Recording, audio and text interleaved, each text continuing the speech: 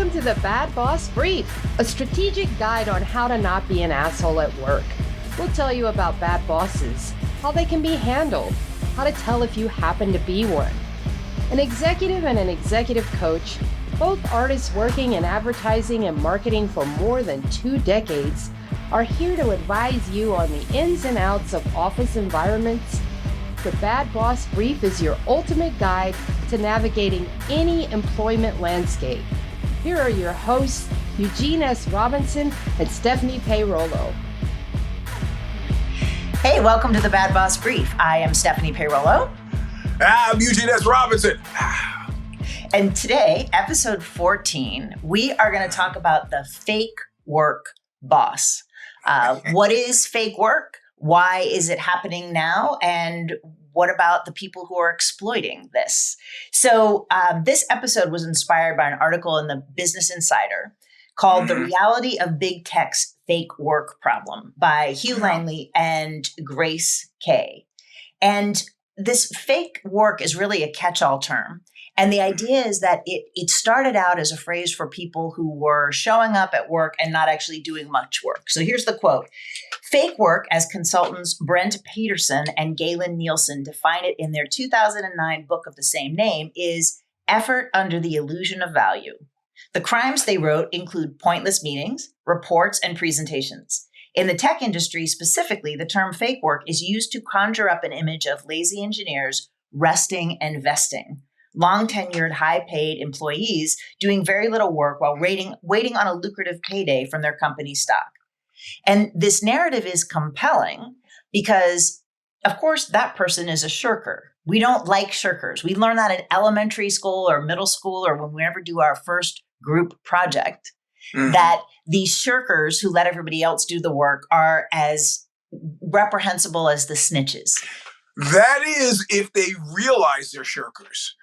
Yes. Ignorance of the law is no excuse, they say. But in this instance, there's some well-meaning people who never figure out that they are just dross, right? Yeah, and I think the point that they're making is that this blame the worker, that it's individual workers and engineers that are deciding to dial it in to not actually work. That's not actually what's happening. What's going on is that these middle managers in these tech companies, or even upper managers, are doing what they call empire building. Yeah. They are hiring as many people as possible because that inflates their standing, right? It inflates their standing and protects them from the inevitable reorg when it happens, right? Yes. Better to have a bunch of pawns than to be a pawn. Exactly. And so what this article is doing a good job of doing is to refocus on what is the corporate environment that allows this to be perpetuated. Right? Like how are these middle managers getting away with it? And they talk to people at Google and Meta and Salesforce, obviously not using their names, and talk about their different experiences. And they talked to this one guy who was hired making $300,000 a year. Thank you. Went in and went to do work, but was given no work to do. Right. And there's a number of people that say that their assignments coming from their managers are either non-existent or made up work. One guy did a project thinking, great, I've got something to do, and found out that 4 other people in his same team had been given the exact same assignment. Yeah. I've had, strangely enough, 3 such like jobs. But it's a little weirder because I'm a soft science guy. So there are actual deliverables. I just can't say, working on some, electrical schematic plan. In one, it was more bait and switch. The company had a corporate publication, which I had been pulled in to be editor-in-chief of. And that's pretty much all we talked about, and some other stuff. This is the Nikon. It's a big company, reputable company. So I get there. And it took me about 3 weeks in total of like, okay, this is where we need to start. Here's the editorial schedule. And they said, yeah, could you give me a proposal about what the spend will be on that? And I come up with that. It took about 3 weeks of them asking me for snipe hunty things and me providing the answers before I realized there's no magazine, There's no magazine. It was the other things they had hired me for. And you know what? Though it was a bait and switch, I loved the job and I stayed there 3 weeks, but I stopped pushing for this fake magazine thing that never was there was no intention of having me actually really do it. And I've always been the pawn in that instance. Somebody else's buffer. I have not had the luxury of being in a position where I could hire buffers. I did discover early on that there are people who work the system that way. That was at Electric Power Research Institute, and this guy, he lasted there like 12 years. He had successfully built enough buffers. I never saw him do anything, and once snatched a folder out of his hand to see what he was doing because he was rushing off to a meeting, and it was a flyer that he was making copies of for the company volleyball game. And I just looked at it quietly and respectfully, gave him the folder back, said, "Have a nice day, John." I realized he was a master at this game. I learned nothing, Did you leave the Nikon job after 3 weeks? No, I stayed. I stayed for 3 years because I promised the boss who had hired me and baited and switched me that I would stay for 3 years. And I figured, well, he lied to me, but my word is my bond. And I said I would stay for 3 years. And I stayed for 3 years and then went to Apple. Wow. So. Well, and see, this is what they're suggesting is that it is about these bosses who are using people not just as buffers so that they don't get fired, but to build their own private empires. Right. And a lot of times the deliverables that these managers have their staff working on are what they call vanity projects. So it's a super convoluted strategy deck. Deck is just another word for a presentation. It's, some long-term look at something that's never going to actually happen. And they have their team members working on these very, I'm sure it has beautiful animation and motion graphics and all the things. And it gets the executives excited, but nothing's actually happening. And I think the other thing that's interesting is, we've talked before about the hubris of some of these leaders of tech companies. And what I'm finding interesting is that they miss out on some of the just basic business fundamentals. Like there's very few kind of old school businesses that would not have some process in place to make sure that people who are working for the company are delivering against a specific set of deliverables, services. Like they have a plan. Like we need you to make 100 widgets so that we can make, 50 tires or whatever. There's no accountability. There's no metrics. It's in this amorphous kind of, we're just brilliant and we're going to just think about cool things and make money off of it. Well, to defend the Valley for a little bit, I'm shocked that I'm in this position. Everybody who worked at Next and who worked on the Newton was very disappointed when they killed the Newton. It's like, I wasted my time. I spent all my time in Newton. Well, now we all carry Newtons because it's fundamentally the iPhone, right? Yeah. I mean, that's what the Newton was. So there's this legacy myth making in the Valley that it doesn't make any sense to you now, but like the great fairy tale where the wise old woman gives you, why is she giving me, what is this bee going to do? And then later in the story, it becomes apparent that that's really the thing that you needed. I think that takes hold in the Valley way more than it should. But there's some positions in which it's pure graft from top to bottom. People are building buffers. And more importantly, there's a whole chain of command of people who sign off on this stuff. And there's a certain point at which they have to figure, if somebody realizes that this is a nothing burger, we're all going to get in trouble. But maybe if I just pass that ball on up. And I think that's what's happening right now, right? Is that the VCs, the leaders are saying, Zuckerberg is like, come out with this tough, like, we're not going to have managers managing managers, and you need to be an individual contributor, and you need to be doing stuff. And there's all this stern talk, which is essentially blaming the workers and not taking any ownership for who has created the corporate culture that allows for this to happen. Because, yes, there may be valuable failures, right?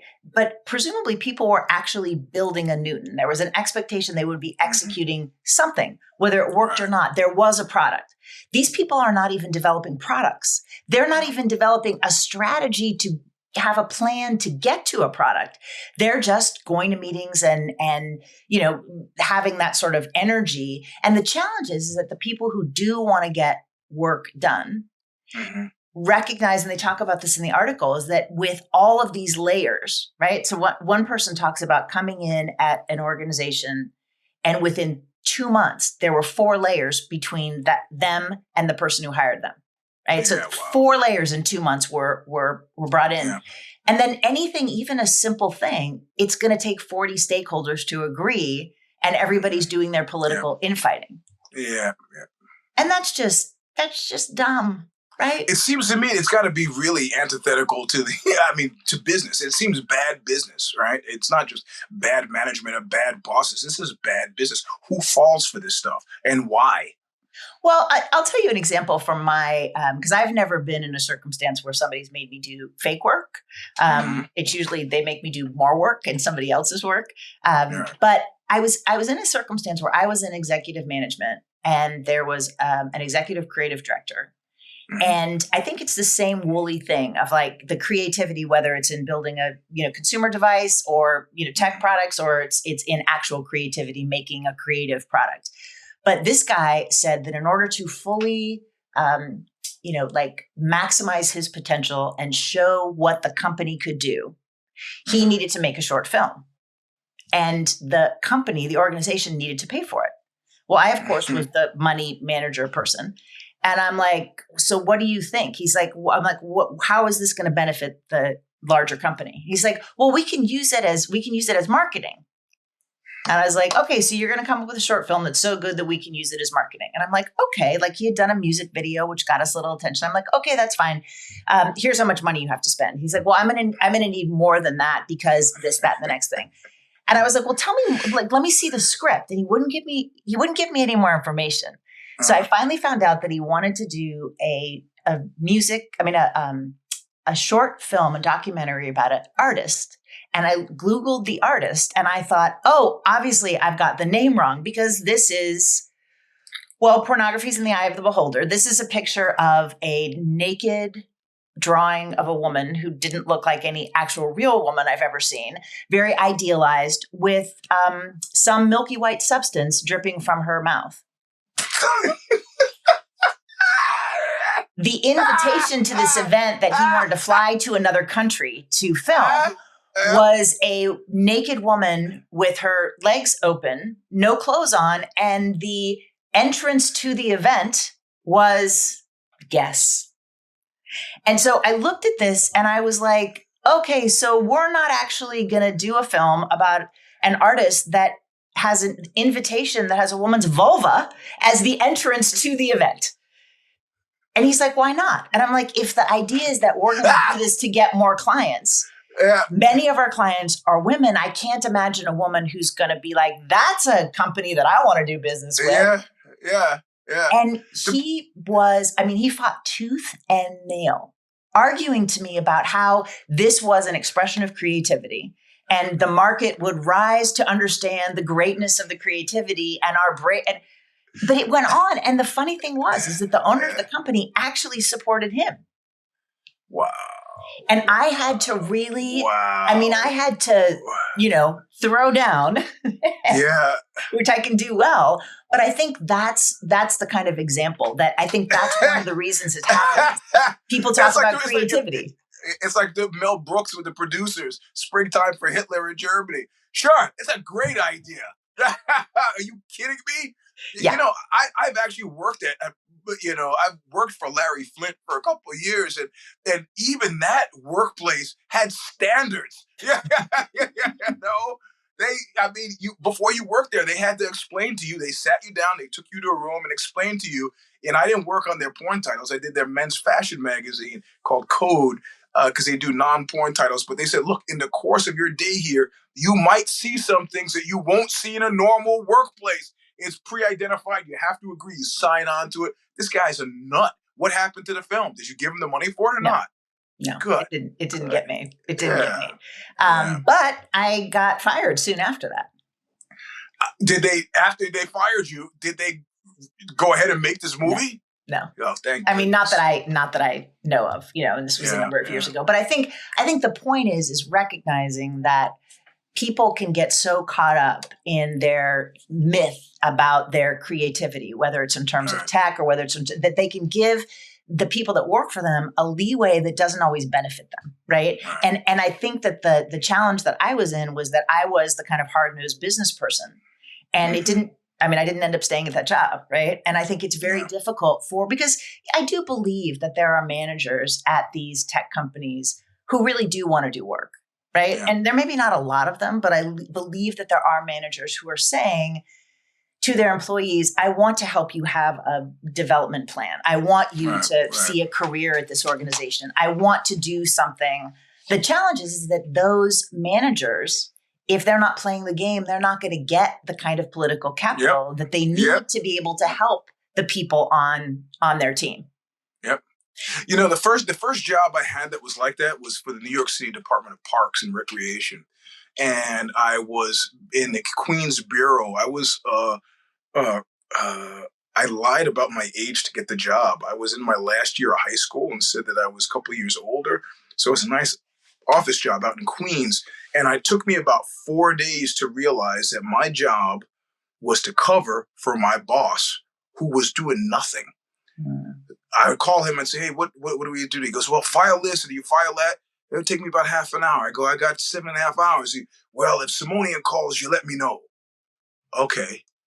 After the 4th day, I was like, I'm going to lose my mind here. And I decided to use what I had on hand and created the Birth of Tragedy magazine. That's how I published my first magazine because I couldn't stand doing nothing all day.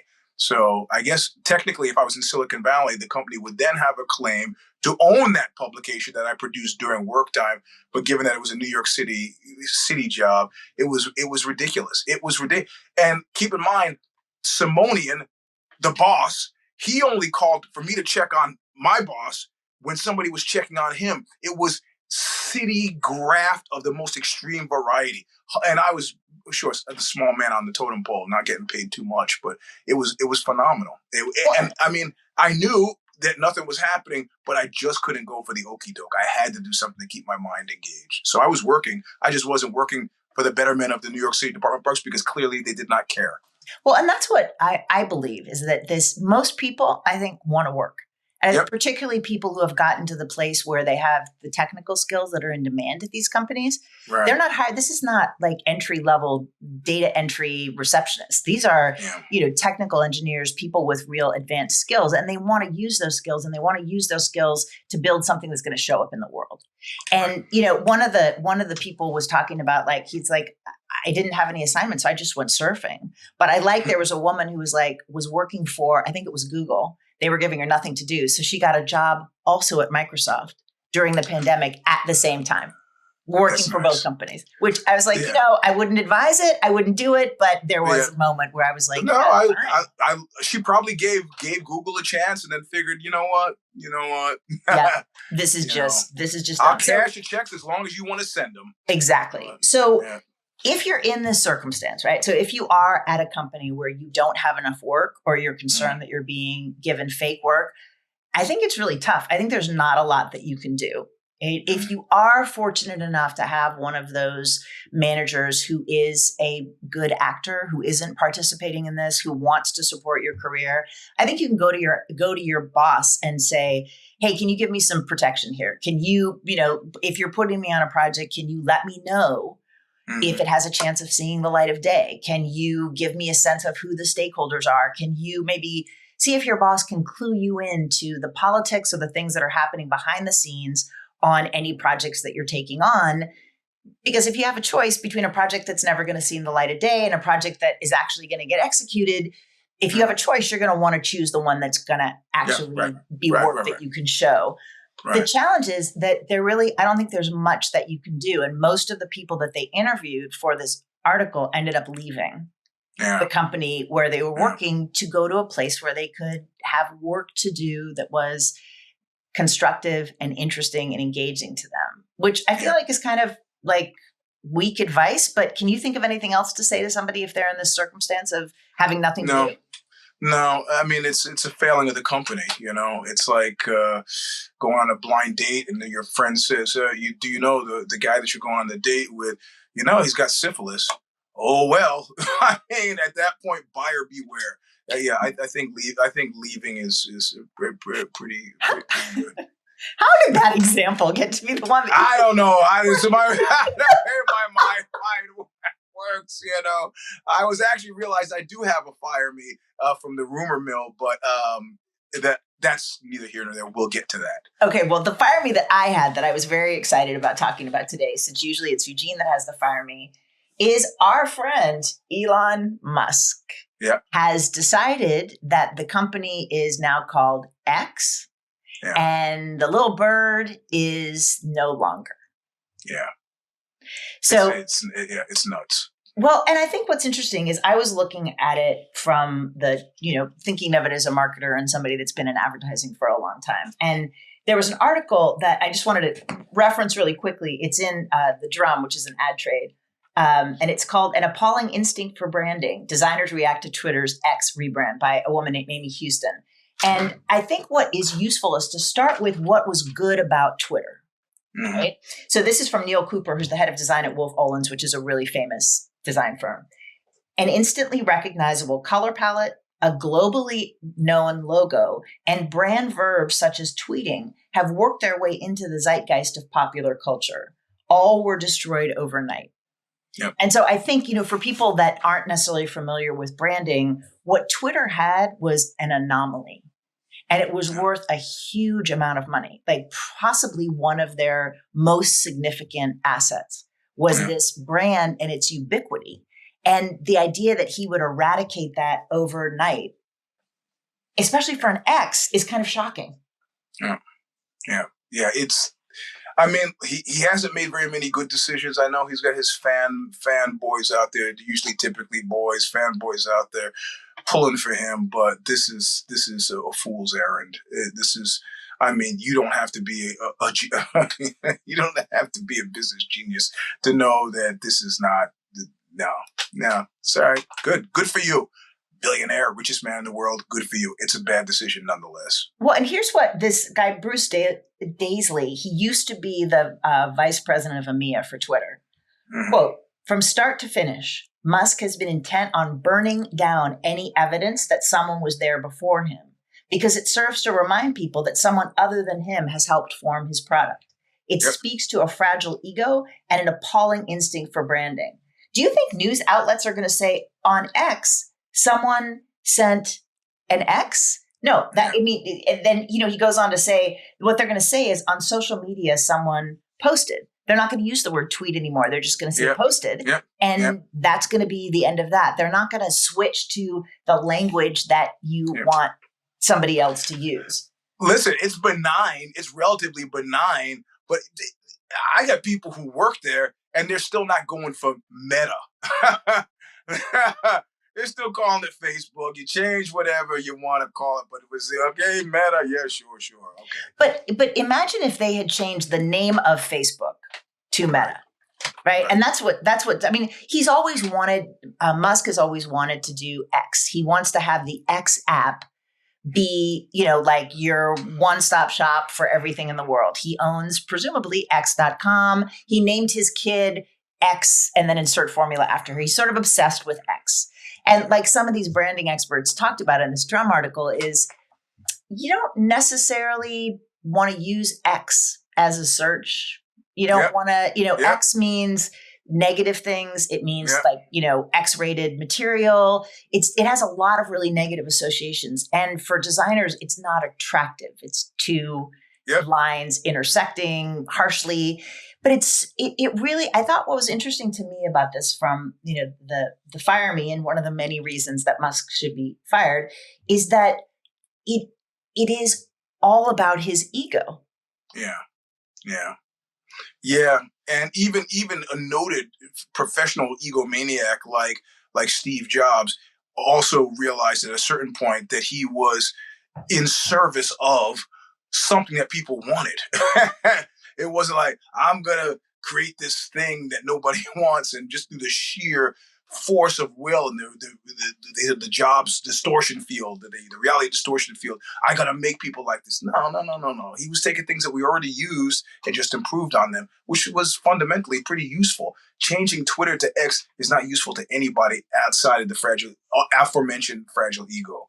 So, well, and I think they've lost a tremendous amount of revenue from advertisers who are running away, which is why he brought in Linda Yaccarino as his CEO, a job that I predicted would be challenging. There's no way he talked to her about this. Right. And she is dutifully talking about X's in, whatever formats and acknowledging that. But that's just such a dumb decision, that the idea that you've got this really respected person in marketing and sales who knows the advertising community, who's been brought in presumably to recover some of the dollars that are like rushing out from the bottom of the boat that he has stove in. There's no way she said this was a good idea. Yeah. Right? There's no way she said this was a good idea now. Right. And this notion of like, one of the things the article mentions is like, well, Zuckerberg did the same thing with Meta and he didn't ask anybody about it. At least Musk put it out on Twitter and he allowed people, or X, and he allowed people to like come up with some designs. That's not how you run a business. No, it's not how you run it. And also, I'm a music person, so the idea that I used to be a huge fan of the band X, and since then I go, I really like to hear some X now. Let me go to Spotify, Bandcamp. Let me find some social media where I could dial Apple Music, and you type in X, and you really have to go X. Nothing comes up. A band called X. A band called X from LA. It's just a terrible choice that by in terms of branding, all of top to bottom. But my thing that came to me, and this is just in the rumor mill.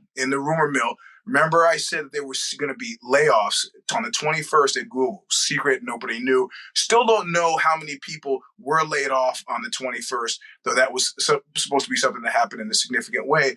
But somebody else said, have you been paying attention to the headlines? And I said, no. Do you know what's happening? And then I start paying attention. They go, Sundar, the CEO of Google, the scuttlebutt in the valley is that they are working on a plan to exit him out of the company. And I was like, you just saying that, you malcontents. I pick up the newspaper on Friday, and look who's taking a bigger role at day-to-day operations at Google again, Sergey Brin. And then I was like, dude, this is on borrowed time. And I go, so what's the problem with Sundar? Is he is just, the word that was used was feckless, right? And he said he was maybe the right guy to bring in when they were having all those, kind of social problem issues where people were fighting in the forums, and they were picketing for some groups. And he goes, but in terms of business strategy, he goes, no, we're losing money. The stock is faltering, and Sergey is back. What do you think that says? So that's my fire. That's it. It's also like the alarm, it rings in the fire station. Like, there's a fire burning somewhere. You should be paying attention to this. I don't have any proof. I haven't talked to Sundar, but this is the scuttlebutt. Interesting. Well, and it does tie into what we were talking about, the fake work. And I don't know if this is why, but maybe there's Google is one of the companies that they mention repeatedly in that article.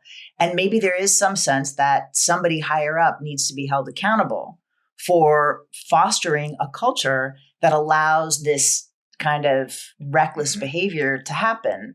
Yeah. Or it's just that Sergey Brin wants to come back because, So when my phrase for that is, because how many hip hop records can you make? Like I always think about Floyd Mayweather. I'm retiring. I'm going to go home and make some hip hop records. And then like a year later, he's back in the ring. It's like, I guess how many hip hop records can you make before you go, damn, I got to get back to work. So. All right, great. Well, send us some ideas of shows that you'd like to hear. If you have any questions for us, we have our new segment called, it's not that new. We have Sub Rosa, which is behind the paywall, which answers questions. So if you have a Sub Rosa, WTF@badbossbrief.com. Also, same thing. If you have any ideas for shows, comments, questions, critiques, WTF@badbossbrief.com. That's it. We'll see you in a couple weeks. Adios.